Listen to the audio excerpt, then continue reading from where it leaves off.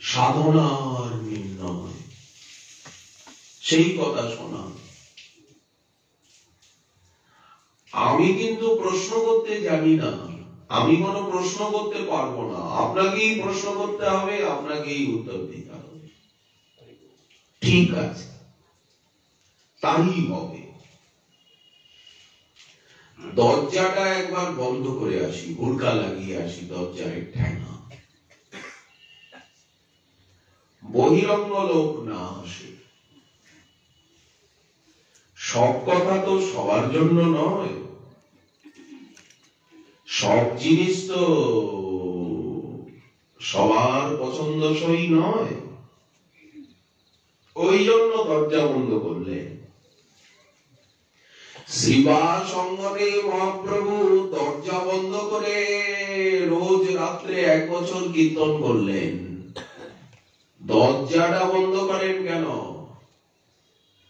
বললেন নবদ্বীপে মদমাতালের দল রাত্রিবেলা সংকীর্তনের শব্দ শুনে আর ভিতরে এসে যাবে, আর বহির্মুখ যারা তারাও ভিতরে এসে ভাববে কি এরা হই হাই হো হা করছে, কি খেয়ে এত নাচে হাসে গায়, আর এত হাতির মতো বলি বা কোথায় পায় শরীরে। এসে ভক্তদেরকে বিদ্রুপ করবে, টিটকারি করবে। ওই জন্য মহাপ্রভু বললেন দরজা বন্ধ করো। শ্রীবাসের শাশুড়িকে পর্যন্ত চৈতন্য ভাগবতে আছে মহাপ্রভু বের করে দিলেন। এক ব্রাহ্মণ সদাচারী সারা জীবন দুগ্ধ পান করেন, তপস্বী পয় পানকারী বিপ্র, দুধ ছাড়া আর উনি কিছু পান না, দুধের উপরেই বেঁচে থাকেন, গঙ্গার তীরে বসে তপস্যা করেন ব্রহ্মচারী ঠাকুর। উনি সংকীর্তন নর্তন দেখতে চান। শ্রীবাস গোপনে ওনাকে এনে লুকিয়ে রেখেছে ভিতরে। মহাপ্রভুর আদেশ আছে কেউ আসবে না। নদীয়ার লোক তো আর সংকীর্তনে বিশ্বাসী নয়, একমাত্র ভক্তেরা আসবে। তো শেষে মহাপ্রভু যখন জানলেন তখন ওনাকেও বহিষ্কার করতে চাইলেন। শ্রীবাস, দুগ্ধ পান করলে কি আমাকে পাওয়া যায়? ব্রহ্মচারী হলে কি আমাকে পাওয়া যায়? তপস্বী হলে কি আমাকে পাওয়া যায়? বিপ্র হলে কি আমাকে পাওয়া যায়? তাহলে তো মুনি ঋষিরাই পেত, দেবতারাই পেত, ব্রহ্মাই পেত, কিন্তু পাইত না, পাবে না। ভব বিরিঞ্চির বাঞ্ছিত যে প্রেম, মহাপ্রভু যে প্রেম দিচ্ছেন, ভব বিরিঞ্চির বাঞ্ছিত যে প্রেম জগতে ফেলিল ঢালি। রাস্তায় এক কলসি গব্য ঘি রাস্তায় কেউ ঢেলে ফেলে দিয়েছে, ক্ষীর লাবড়িকে রাস্তায় কেউ ঢেলে দিয়েছে। ভব বিরিঞ্চির বাঞ্ছিত যে প্রেম জগতে ফেলিল ঢালি। কাঙাল কাঙাল ভিখারি, কাঙাল কাঙালে পাইয়া খাইল লুটিয়া বাজাইয়া করতালি। মহাপ্রভু যখন বললেন নারা আমি ভক্তি মেলাবো, ভক্তি দিতে এসেছি, অদ্বৈত প্রভু বললেন প্রভু যদি তুমি ভক্তি বিলাইবা মূর্খ নীচ পতিতে রে, প্রভু তুমি আগে ভক্তি দিবা। আজ ভক্তি কে পাবে? যে মূর্খ, যে নীচ, যে পতিত। এই মূর্খতা, এই নীচতা, এই পতিততা, এটা কি? এই ঠাকুর মহাশয়কে দেখুন কিভাবে মূর্খ হতে হয়, পতিত হতে হয়, ওনার কথার ভিতরে তারই ঝঙ্কার। সমস্ত প্রার্থনায়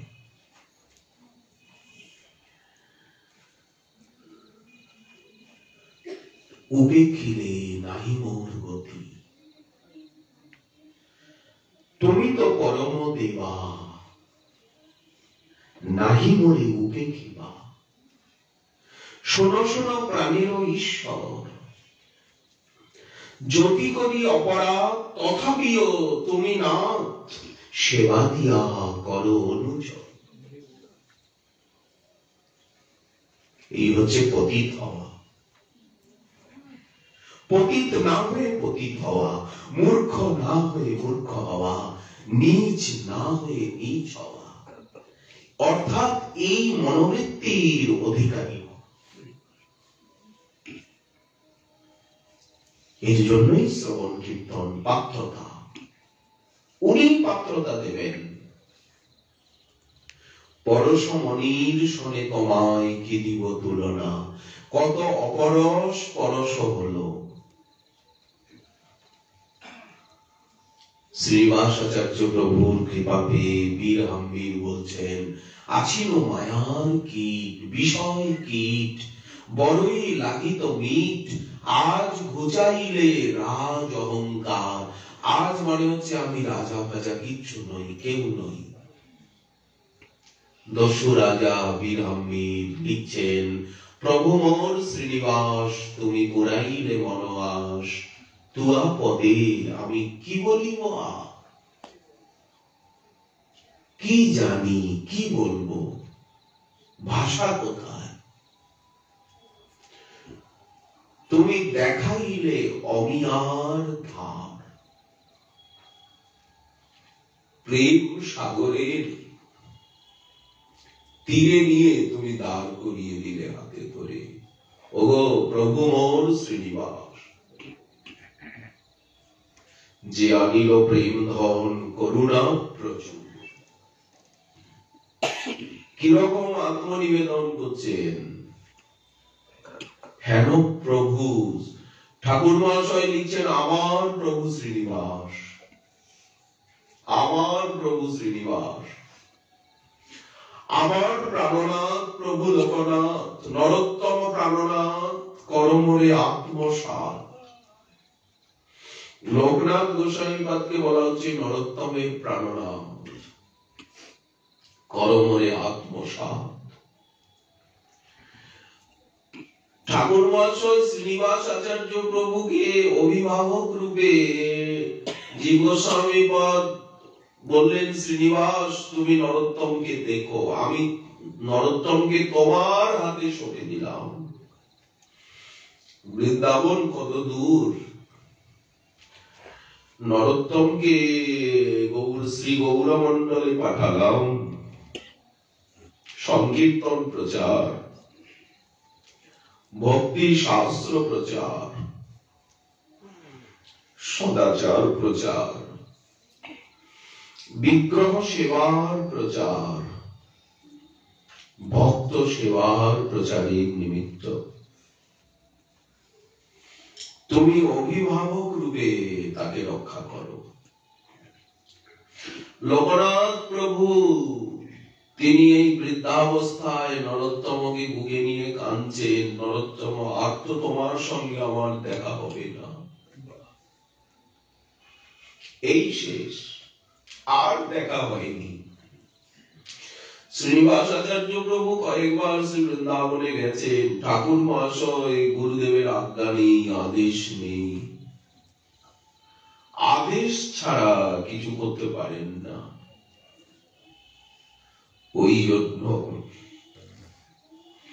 শ্রীনিবাস আচার্যকেই সবকিছু বলে মনে করেন। প্রভু মোর শ্রীনিবাস, যে আনিল প্রেম ধন করুণা প্রচুর,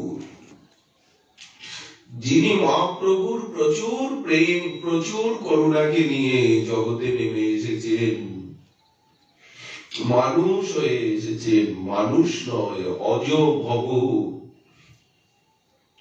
দেবতা মুনীন্দ্র পুলস্ত পুলহ অত্রি বশিষ্ঠ কশ্যপ বামদেব সুখ সনক ব্যাসাদির বন্দিত। কোথায় এরা? এরা কোথায়? আর শ্রীনিবাস কোথায়? শ্রীনিবাস তো নিকুঞ্জ মন্দিরের মণিমঞ্জরি, উনি নেমে এসেছেন। কোথায় রাধারানীর কিঙ্করী? আর কোথায় ব্রহ্মা, কোথায় নারদ, কোথায় দেবতা, কোথায় মরীচি অত্রি পুলস্ত পুলহ ক্রতু ভৃগু অঙ্গিরা বশিষ্ঠ? এরা কোথায়? আর রাধা কিঙ্করীরা কোথায়? কোন খাপ খায়? যে আনিল প্রেমধন করুণা প্রচুর, হেন প্রভু কোথা গেলা আচার্য ঠাকুর। এই বিরহ, এই আরতি, যদি জন্ম হয় পূর্ণ, জন্ম তো হবেই। রাম ভক্ত কখনো বলেন না যে আমার জন্ম, মৃত্যুর দরকার নেই, বলেন আরো জন্ম দাও, ভজনটা পাকুক, কাঁঠাল পাকুক, বাকি হোক। এক জন্মে হয় না,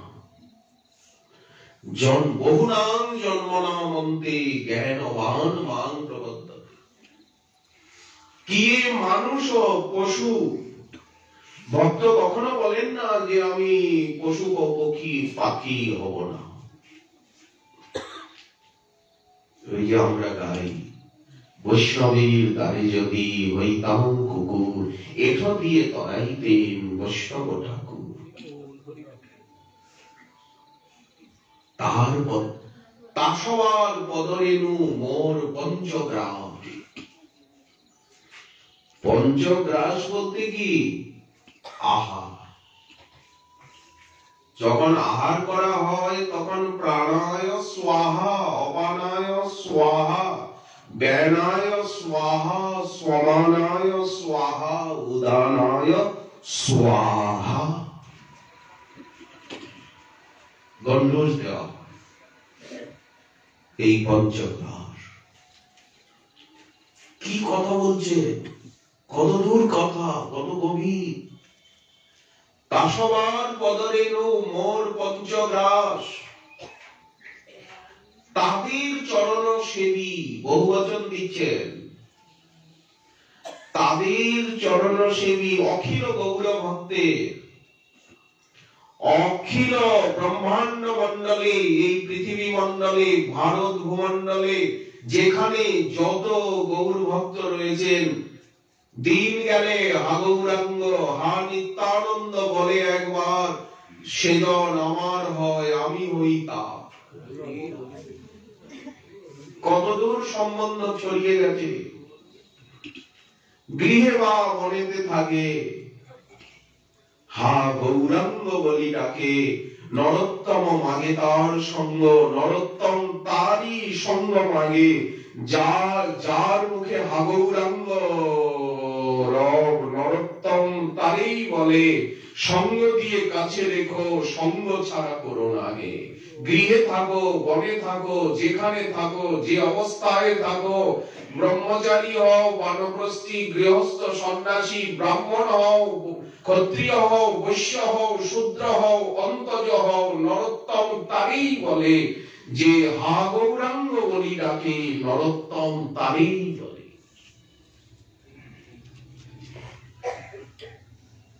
কতটা ব্যাপকতা!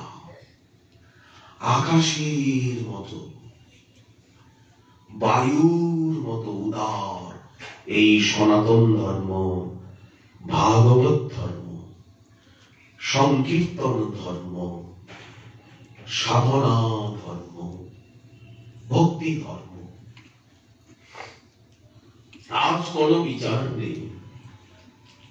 বর্ণ আশ্রম কিঞ্চন অকিঞ্চন, কারো ধনী দরিদ্রের কোন বিচার নেই। গজপতি প্রতাপ রুদ্র দেব তিনি অকিঞ্চন গৌর ভক্তগণের। মহাপ্রভু গজপতি প্রতাপ রুদ্রকে কৃপা করছেন। প্রতাপ রুদ্র কিভাবে না আমি রাজাকে দেখা দেব না, আমি সন্ন্যাসী, রাজদর্শন আমার নিষিদ্ধ। নিতাই চাঁদ বললেন, মহাপ্রভু শুনলেন না। পরমানন্দ পুরী বললেন, শুনলেন না। সার্বভৌম ভট্টাচার্য বললেন, রামানন্দ রায় বললেন, উনি কারো কথা শুনলেন না।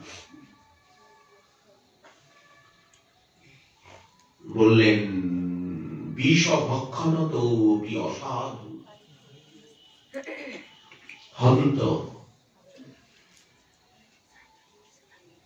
কিন্তু গজপতি প্রতাপ রুদ্রদীপ যখন রথাগ্র নর্তনে মহাপ্রভু বলগণ্ডী উদ্যানে শ্রান্ত ক্লান্ত হয়ে শয়ন করে আছেন, জগন্নাথের ভোগ লাগছে বড়দাণ্ডে রথত্রয়, তখন সার্বভৌম উপদেশে রাজা ছাড়ি রাজবেশ, এই দেখুন রাজা কাঙাল সাজে,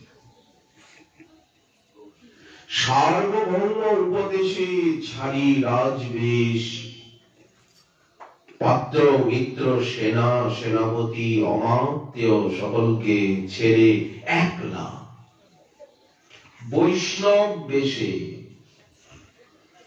ত্রিকচ্ছ বসন মালা তিলকাদি ধারণ করে একলা বৈষ্ণব বেশে আইলা সেই দেশ, সেই বাগানে।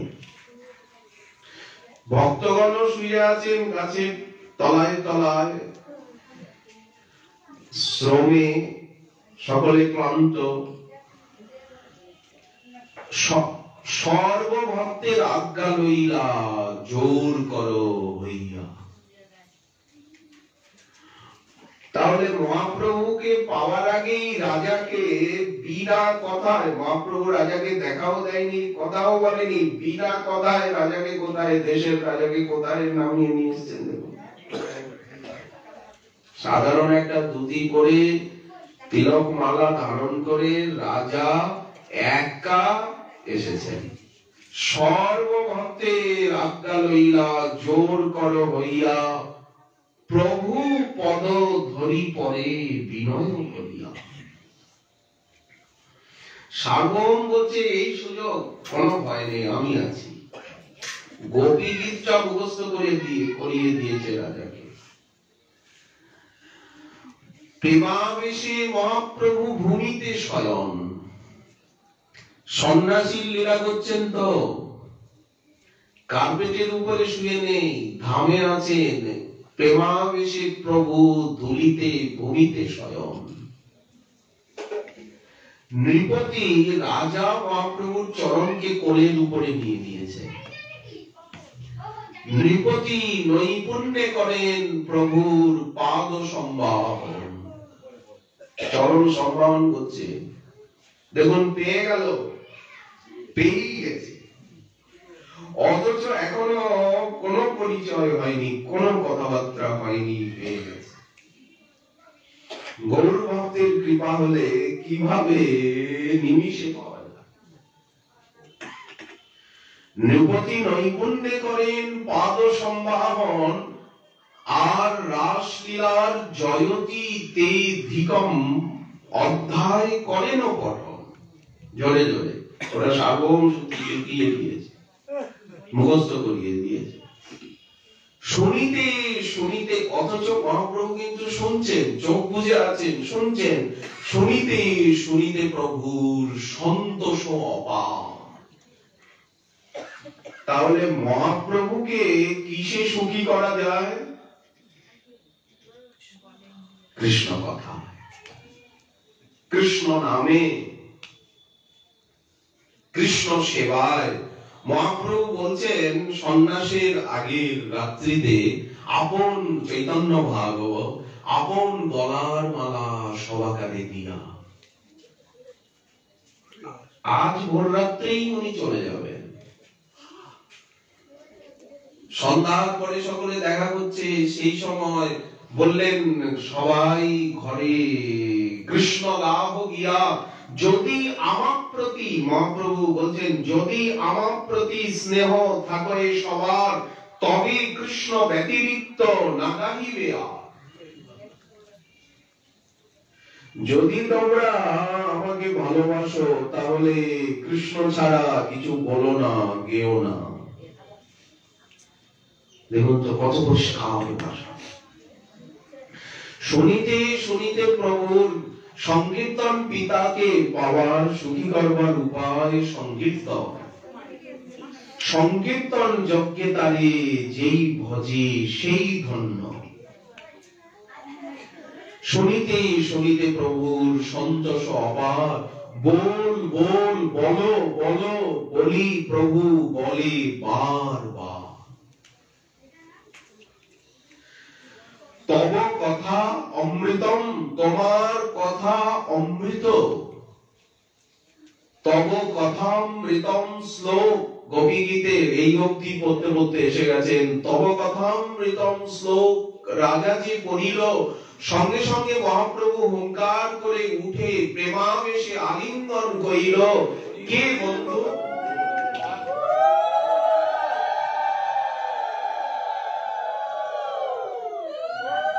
মহাপ্রভু রাজাকে সম্বোধন করছেন, কে বন্ধু? বুকে জড়িয়ে ধরে মহাপ্রভুকে দেখলেই প্রেম হয়,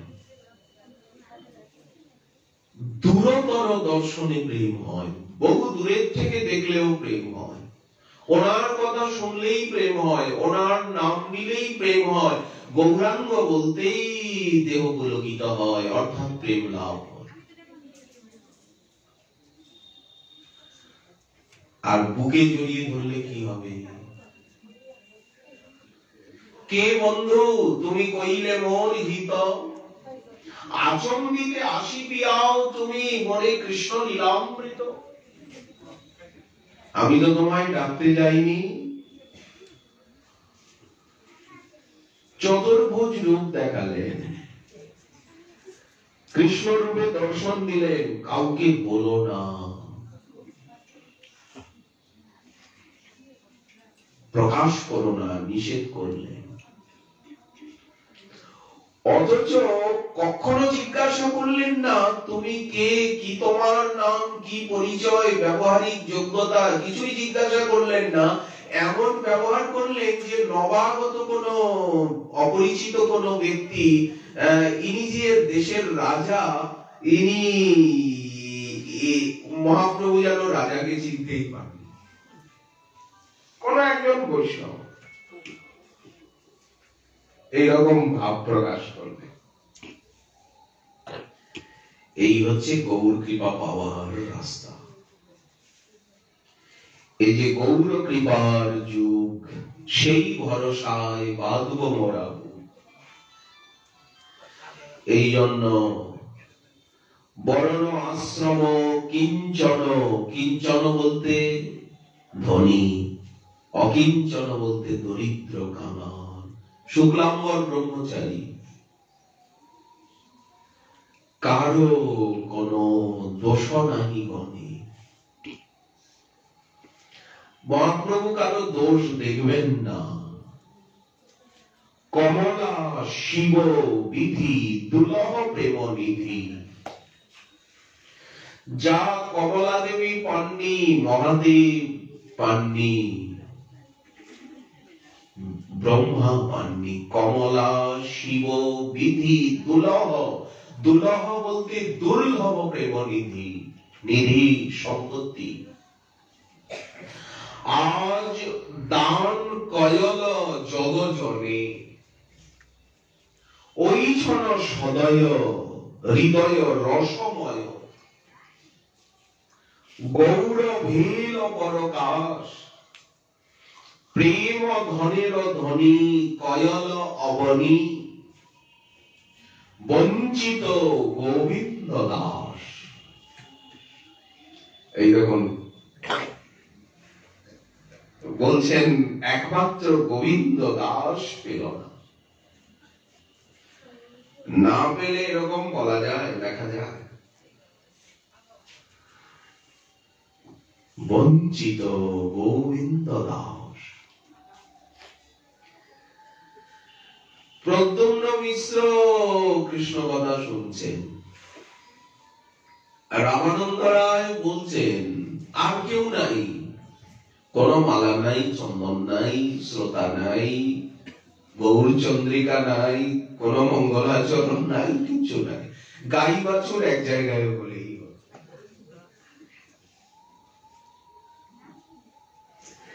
তেমনি শ্রদ্ধালু শ্রবণেচ্ছু শ্রোতা বক্তা এক জায়গায় হলেই হলো, হাটে মাঠে ঘাটে বলে যে কোনো জায়গায়, কোন উপাধি নাই, কিছু নাই, কিছু লাগে না, শুধু মনটাই লাগে। রামানন্দ রায় আবিষ্ট হয়ে গেছেন, বলতে বলতে ওনার নেশা এসে গেছে, আবেশ এসে গেছে, মত্ততা। প্রদ্যুম্ন মিশ্রের শুনতে শুনতে মত্ততা এসে গেছে, সময় জ্ঞান নাই। এক কীর্তনিয়া শ্রীরাম বৃন্দাবনে গেছেন, বাংলার প্রসিদ্ধ কীর্তনিয়া। বৃন্দাবনবাসী বৈষ্ণবগণকে একটু কীর্তন শোনাবেন, কীর্তন শুনিয়ে সেবা করবেন, যার যে সামর্থ্য, আনন্দ দেওয়ার নাম সেবা। তো সকলে বললেন আপনি অপরিচিত, নবাগত, আমরা একটা সদাচার, অপরিচিত আগন্তুক অজ্ঞাত কুলশীল ব্যক্তির মুখে আমরা কৃষ্ণ কথা কীর্তন শুনি না। কেন শুনি না? এক তো সদাচার, এক রসাভাস, এক সিদ্ধান্ত বিরোধ যদি হয়, সহিতে না পারি প্রভু, হয় মহাক্রোধ। যেমন মহাপ্রভু, ওই জন্য মহাপ্রভুকে কেউ কিছু শোনাতে গেলে মহাপ্রভু বলেন, নিয়ম করে রেখেছেন আগে স্বরূপ দামোদর শুনবে, উনি পরীক্ষা করবেন, উনি যদি শুনে মনে করেন উপযুক্ত তখন মহাপ্রভুকে শোনাবেন, যদি কেউ কিছু লিখে আনে বা শোনাতে চায়। তা নাহলে মহাপ্রভু ক্রুদ্ধ হয়ে যান যদি সিদ্ধান্ত বিরোধ হয়, রসাভাস হয়, সদাচারের ব্যতিক্রম হয়, মর্যাদা। তো বৈষ্ণবগণ বললেন, গোবর্ধনে মানসী গঙ্গার তীরে কৃষ্ণদাস কর্তা বাবা রয়েছেন, উনি প্রাচীন প্রবীণ, ওনাকে কীর্তন শোনান, উনি যদি শোনেন তাহলে আমরা শুনব। কীর্তনিয়া গেছেন, তখন কর্তা বাবা মহারাজ উনি স্নান করে দ্বাদশাঙ্গে তিলক করছেন, তিলকের পাত্র, রজের পাত্র রয়েছে, তিলক করছেন। তো কীর্তনিয়া বললেন, বাবা শ্রী গৌরমন্ডল হতে এসেছি, একটু কীর্তন শোনাতে চাই। বাবা বললেন, আমার সময় তো অল্প, এই ঠাকুর সেবায় যাব, এই তিলক করতে করতেই আপনি একটা পথ শোনান, শুনি। বাবা কি শুনবেন? বললেন, এখন তো পূর্বগোষ্ঠ, এই সময়টা একটা পথ শোনান। তো বাবা কি করছেন, কীর্তনিয়া পথ ধরেছেন, শ্যামসুন্দর সখাগণ সঙ্গে, বলদেব চন্দ্র সঙ্গে, গোধনকে নিয়ে, আর নন্দীশ্বর হতে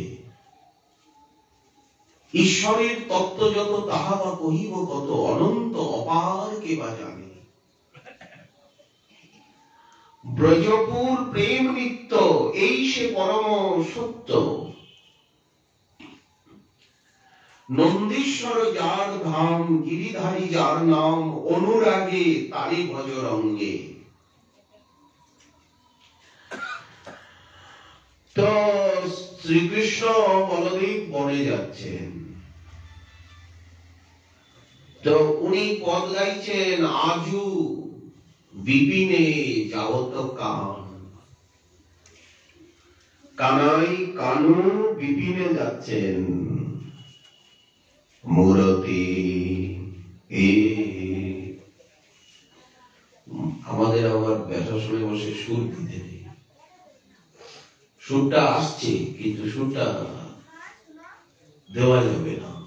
কীর্তন করতে গেলে উঁচু আসন ছেড়ে নিচে নামতে হবে, উঁচু আসনে বসে কীর্তন করা যাবে না। কীর্তন করার নিয়ম সম আসনে গিয়ে বসে কীর্তন করতে হবে। ব্যাসাসনে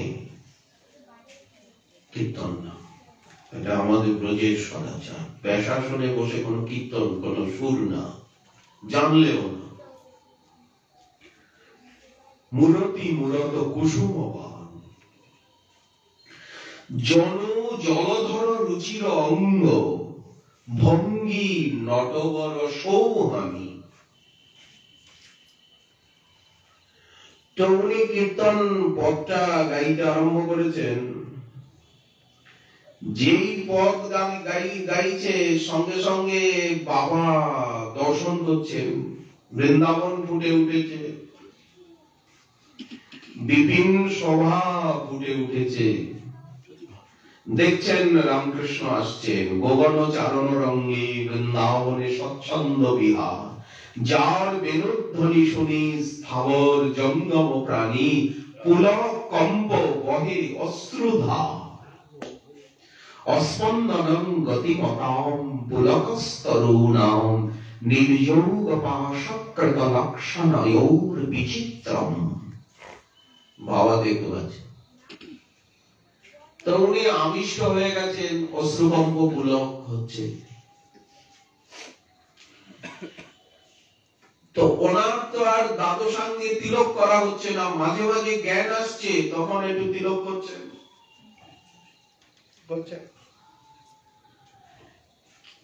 কীর্তনিয়াকে কিছু বলছেন না, আর মনের আনন্দে কীর্তনিয়া গাইছে খালি গলায়, কোন বাদ্যযন্ত্র নাই। বাবা বলছেন ঠাকুর সেবা করবো, স্নান করেছি, তিলক করেনি। এর মধ্যে আপনি দু একটা পদ শোনান, সময় তো আমার কম। কীর্তনিয়াকেও কিছু বলছেন না, কীর্তনিয়াও গিয়ে চলেছেন, আর বাবাও বসে আছেন খালি গায়ে। বিকেল হয়ে গেছে, কীর্তনিয়ার পদও শেষ হয় না, আর বাবার দ্বাদশাঙ্গের তিলকও শেষ হয়।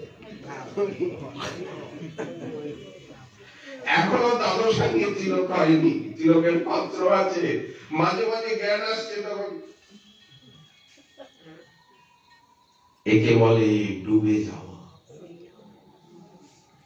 একে বলে আস্বাদন, একে বলে আনন্দানুভূতি। রাধারানী যেমন বলছেন, কত মধু যামিনী রভসে গোয়াই। সখী, তার সঙ্গে কত মধু যামিনী, কত কথায় তাকে কোলে নিয়ে কত রাত্রি কেটে গেল, কিন্তু আমি বুঝতে পারলাম না উনি কেমন। বিদ্যুতের মতো বলে মনে হয়, দামিনী দমক, চমকের মতো। কিছু বুঝতে পারলাম না, না বুঝিনু কই ছলকে নি। এই রাধারানীর আবেশ, গৌর ভক্তের আবেশ। রামানন্দ রায় বলতে বলতে আবিষ্ট হয়ে গেছেন, প্রদ্যুম্ন মিশ্র মহোদয় শুনতে শুনতে আবিষ্ট হয়ে গেছেন। সন্ধ্যা হয়ে গেছে, স্নান আহার মধ্যাহ্নকৃত্য নিত্যকৃত্য কিছুই হয়নি। সেই সকালে বসেছেন, সেবক অস্থির হয়ে গেছে, সেবক ভিতরে দরজা দেওয়া, যেতেও পারছে না, কিছু বলতেও পারছে না। সেবক এসে আওয়াজ করছে, সেবক আসিয়া কহে, প্রভু দিন হইল অবসান, সন্ধ্যা হয়ে গেল। তবে তখন আওয়াজ পেয়ে রামানন্দ রায়ের আবেশটা ভেঙেছে। তবে রায় কৃষ্ণ কথার করিলা বিশ্রাম, বহুত সম্মান করি মিশ্রে বিদায় দিল, কৃতার্থ হইনু বলি মিশ্র নাচিতে লাগিল।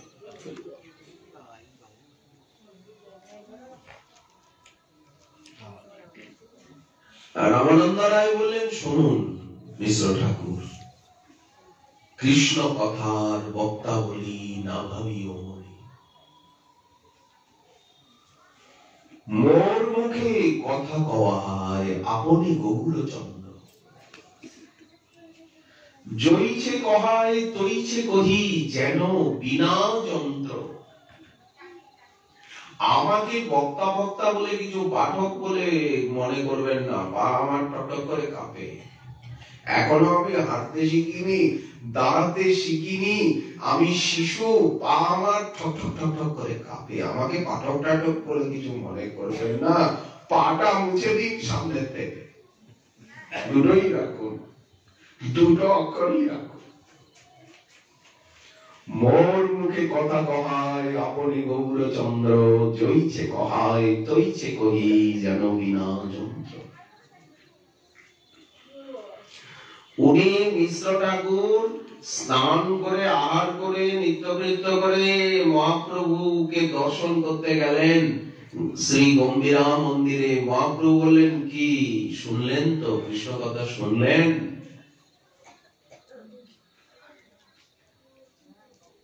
প্রদ্যুম্ন মিশ্র বললেন, প্রভু তুমি আমায় কৃতার্থ করি,